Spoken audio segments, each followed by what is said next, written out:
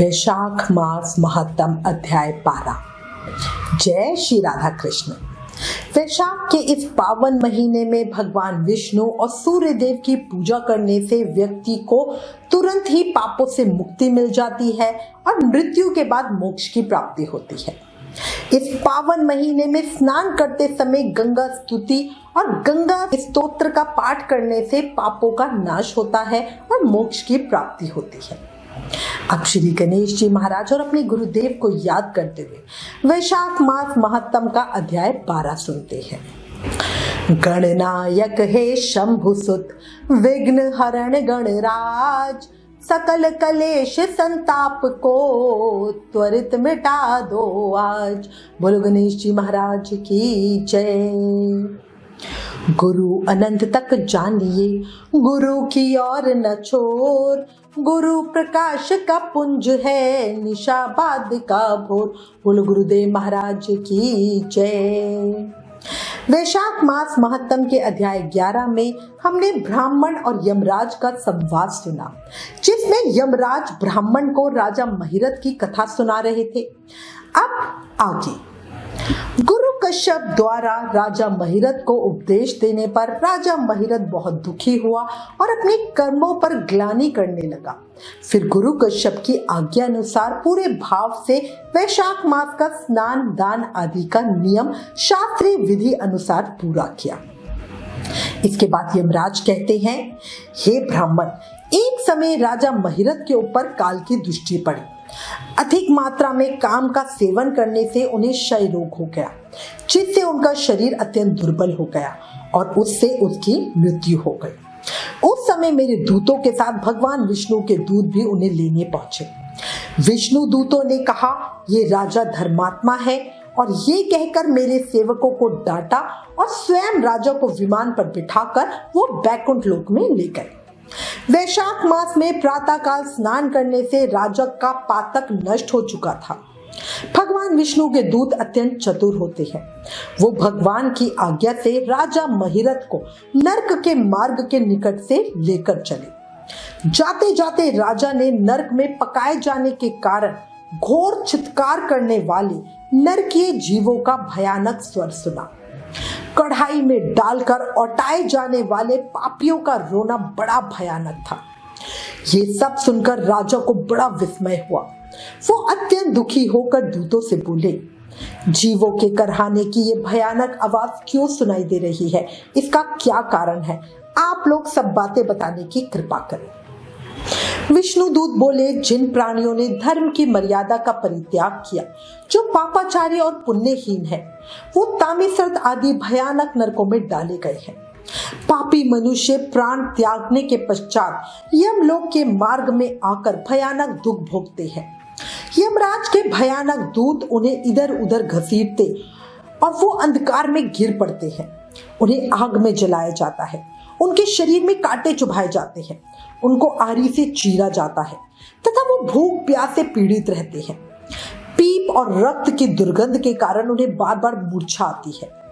कहीं वो खौलाए हुए तेल में अटाए जाते हैं, कहीं उन पर मूसलों की मार पड़ती है और कहीं तपाए हुए लोहे की शिलाओं पर डाल के उन्हें पकाया जाता है। कहीं वमन, कहीं पीप और कहीं रक्त उन्हें खाने को मिलते हैं।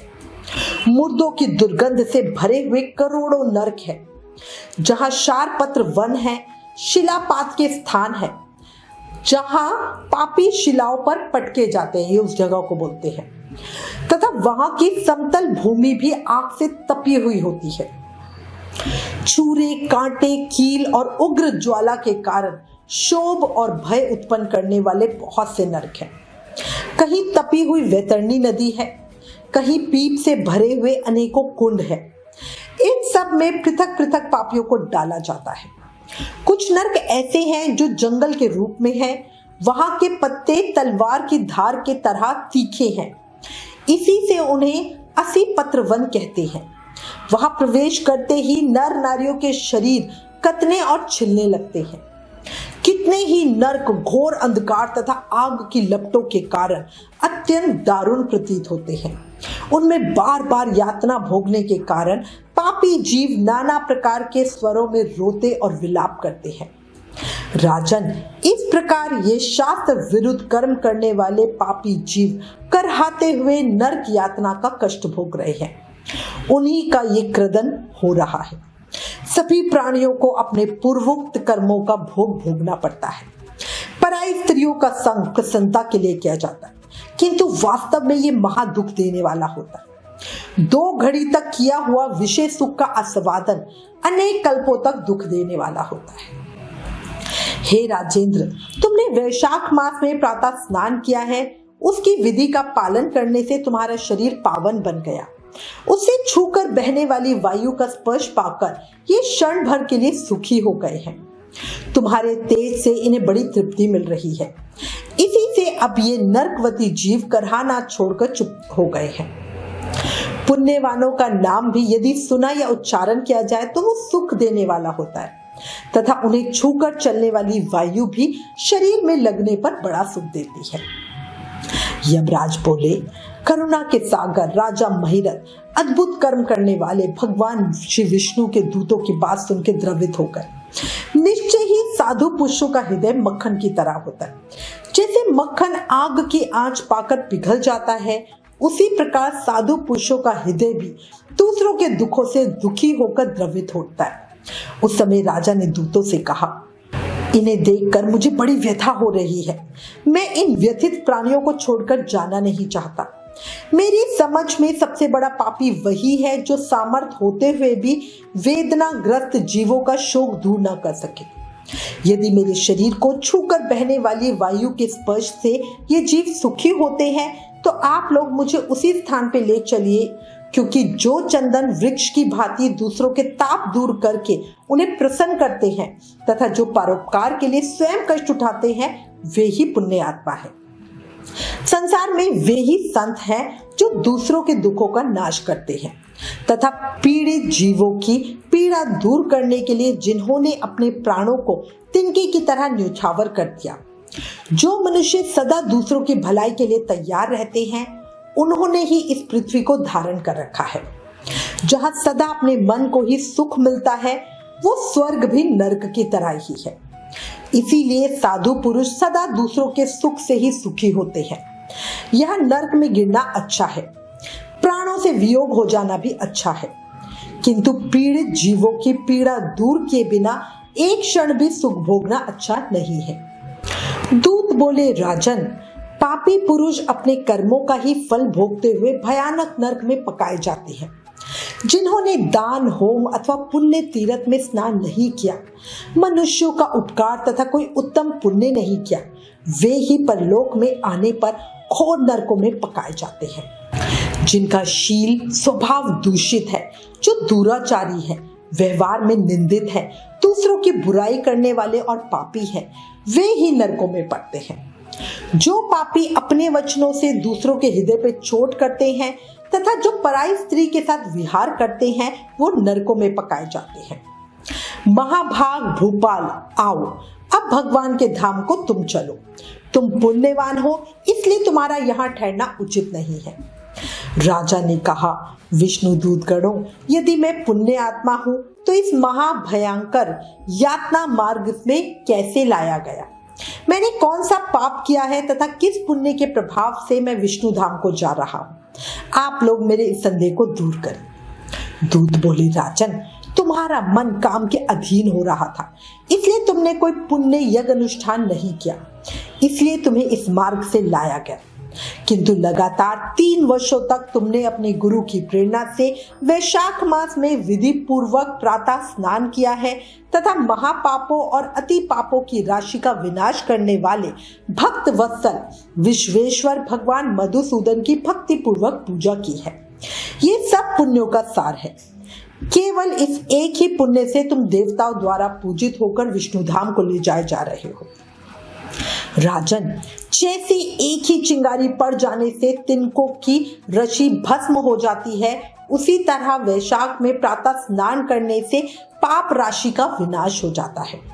जो वैशाख में शास्त्रोक्त नियमों के युक्त होकर स्नान करते हैं, वो हरि भक्त पुरुष अति पापों के समूह से छूटकर विष्णु पद को प्राप्त होते हैं।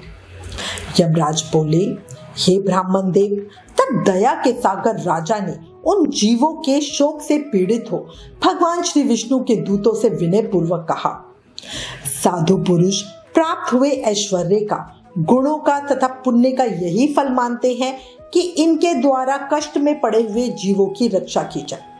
यदि मेरा कुछ पुण्य है तो उसी के प्रभाव से ये नरक में पड़े हुए जीव निष्पाप होकर स्वर्ग को चले जाएं और मैं इनकी जगह नरक में निवास करूं। राजा के ऐसे वचन सुनकर श्री विष्णु के मनोहर दूत उनके सत्य और उदारता पर विचार करते हुए बोले, राजन, इस दया रूप धर्म के अनुष्ठान से तुमने संचित धर्म की विशेष वृद्धि की है। तुमने वैशाख मास में जो स्नान, दान, जप, होम, तप तथा देव पूजन आदि कर्म किए हैं वो अक्षय फल देने वाले हो गए हैं। जो वैशाख मास में स्नान दान करके भगवान का पूजन करता है वो सब कामनाओं को प्राप्त होकर श्री विष्णु धाम को जाता है। एक और तप, दान और यज्ञ आदि की शुभ क्रियाएं और एक और विधि पूर्वक आचरण में लाया हुआ वैशाख मास का व्रत हो तो वैशाख मास का फल ही अधिक होता है। राजन, वैशाख मास के एक दिन का भी जो पुण्य है वो तुम्हारे लिए सब दानों से बढ़कर है। दया के समान धर्म, दया के समान तप, दया के समान दान और दया के समान कोई मित्र नहीं है। पुण्य का दान करने वाला मनुष्य सदा लाख गुना पुण्य प्राप्त करता है। विशेषता तुम्हारी दया के कारण धर्म की अधिक वृद्धि हुई है। जो मनुष्य दुखित प्राणियों का दुख से उद्धार करता है वही संसार में पुण्य आत्मा है। उसे भगवान नारायण के अंश से उत्पन्न समझना चाहिए। राजन, वैशाख मास की पूर्णिमा को तीर्थ में जाकर जो तुमने सब पापों का नाश करने वाला स्नान दान आदि पुण्य किया है उसे विधिवत भगवान श्री हरि को साक्षी बनाकर 3 बार संकल्प करके इन पापियों के लिए दान कर दो, जिससे ये नरक से निकलकर स्वर्ग को चले जाए। राजन, हमारा तो ऐसा विश्वास है कि पीड़ित जंतुओं को शांति प्रदान करने से जो आनंद मिलता है उसे मनुष्य स्वर्ग और मोक्ष में भी नहीं पा सकता। तुम्हारी बुद्धि दया और दान में दृढ़ है, इसे देखकर हम लोगों को भी खुशी हो रही है। राजन, यदि तुम्हें अच्छा जान पड़े तो अब बिना विलंब किए इन्हें वो पुण्य प्रदान करो जो नरक यातना के दुख को दूर करने वाला है। विष्णु दूतों के इस प्रकार कहने पर दयालु राजा महिरथ ने भगवान गदाधर को साक्षी बनाकर 3 बार प्रतिज्ञा पूर्वक संकल्प करके उन पापियों के लिए अपना पुण्य अर्पण किया। वैशाख मास के एक दिन के ही पुण्य का दान करने से वो सभी जीव यम यातना के दुखों से मुक्त हो गए और अत्यंत हर्ष से भरकर शेष विमान पर बैठकर राजा की प्रशंसा करते हुए स्वर्गलोक को चले गए। इस दान से राजा को विशेष पुण्य की प्राप्ति हुई। मुनियों और देवताओं का समुदाय उनकी स्तुति करने लगा तथा वो जगदीश्वर श्री विष्णु के पार्षदों द्वारा अभिवंदित होकर उस परम पद को प्राप्त हुए जो बड़े बड़े योगियों के लिए भी दुर्लभ है। इतनी कथा कहने के बाद यमराज कुछ देर रुके, फिर पुनः बोले, हे ब्राह्मण, ये वैशाख मास और वैशाख पूर्णिमा का कुछ महत्व मैंने तुम्हें थोड़े में बतलाया है। ये महत्व धन, यश, आयु तथा परम कल्याण करने वाला है। इतना ही नहीं, इससे स्वर्ग तथा लक्ष्मी की भी प्राप्ति होती है। ये प्रशंसनीय महत्व अंतकरण को शुद्ध करने वाला और पापों को धो डालने वाला है। माधव मास का ये महत्व भगवान माधव को अत्यंत प्रिय है। राजा महिरथ का चरित्र और हम दोनों का संवाद सुनने, पढ़ने तथा विधि पूर्वक अनुमोदन करने से मनुष्य को भगवान की भक्ति प्राप्त होती है, जिससे समस्त कलेशों का नाश होता है। इतनी कथा कह के सूत जी महाराज बोले। यमराज की ये बात सुनकर वो ब्राह्मण उन्हें प्रणाम करके चला गया। उसने भूतल पर प्रतिवर्ष स्वयं तो वैशाख स्नान की विधि का पालन किया ही, दूसरों से भी करवाया। ये ब्राह्मण और यम का संवाद मैंने आप लोगों से वैशाख मास के पुण्यमय स्नान के प्रसंग में सुनाया है। जो एकाग्र चित्त होकर वैशाख मास के महत्व का श्रवण करता है वो सब पापों से मुक्त होकर श्री विष्णु के परम पद को प्राप्त होता है। वैशाख मास महत्तम अध्याय 12 संपूर्ण। कल अध्याय 13 में आगे की कथा सुनेंगे। इस अध्याय में स्पष्ट है कुछ भी साथ नहीं जाएगा, सब यही रह जाएगा। सिर्फ धर्म है जो हमारे साथ जाता है, नरक से हमें बचाता है। साथ ही दूसरों पर दया करो। याद रखो, जीवन बहुत छोटा है, कब क्या हो जाए कुछ नहीं पता। कुछ लोग सोचते हैं कि भक्ति के लिए तो अभी पूरी उम्र पड़ी है, पर विश्वास रखो, उम्र नहीं पड़ी। एक एक सेकंड यहाँ पे भारी है, तभी इसे दुखाले कहते हैं, मृत्यु लोक कहते हैं। अभी से शुरू करोगे तभी बाद में कर पाओगे, वरना जीवन यूं ही बेकार हो जाएगा। याद रखो, कलयुग केवल नाम आधार, सिर्फ नाम जाप करके भक्ति, प्रेम, शक्ति, मुक्ति सब पाई जा सकती है। इसलिए अधिक से अधिक नाम जाप करो, हर समय, हर पल, हर सांस के साथ प्रेम, मन और भाव से बोलो हरे कृष्ण कृष्ण कृष्ण हरे हरे, हरे Ram Ram Ram Hare Hare. Please in videos को ज्यादा से ज्यादा शेयर करके वैशाख मास का प्रभाव सबको बताओ, अपने शास्त्रों का ज्यादा से ज्यादा प्रचार करो, ये भी एक सेवा है। Please like, share and subscribe. Thank you. जय श्री राधा कृष्ण।